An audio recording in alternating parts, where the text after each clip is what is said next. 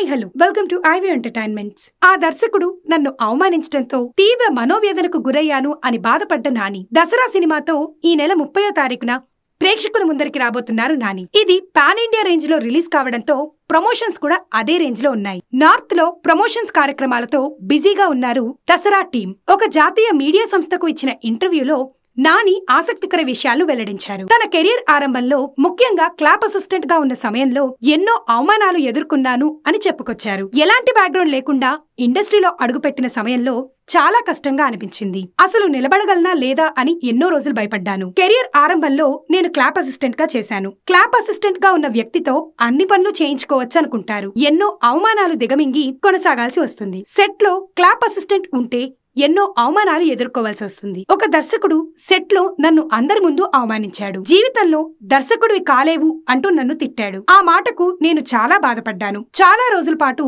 తీవ్ర మనోవేదనకు గురయ్యాను. అలాంటి విమర్శలు ఎన్నో ఎదుర్కొని తర్వాత ఈ స్థాయికి వచ్చాను. అందరి ముందు అవమానించిన ఆ దర్శకుణ్ణి నేను స్టార్ గా అయ్యాక కలిశాను. ఆ సమయంలో కూడా మా ఇద్దరి మధ్య సరైన సంభాషణలు సాగలేదు. అప్పుడు కూడా కొన్ని కారణాల వల్ల ఇద్దరి మధ్య సరైన సంభాషణలు జరగలేదని నాని పేర్కొన్నారు. దసరా సినిమా తెలుగులో మాత్రమే కాకుండా అన్ని భాషల్లో కూడా ఆకట్టుకుంటోంది. హీరోయిన్ గా కీర్తి సురేష్ నటన సినిమాకు ప్రధాన ఆకర్షణ అవుతుంది అని యూనిట్ సభ్యులు చెప్పారు. మొత్తానికి నాని మరియు కీర్తి సురేష్ లను సరికొత్తగా దసరా సినిమాలో చూపించబోతున్నారని దీన్ని బట్టి అర్థమవుతోంది.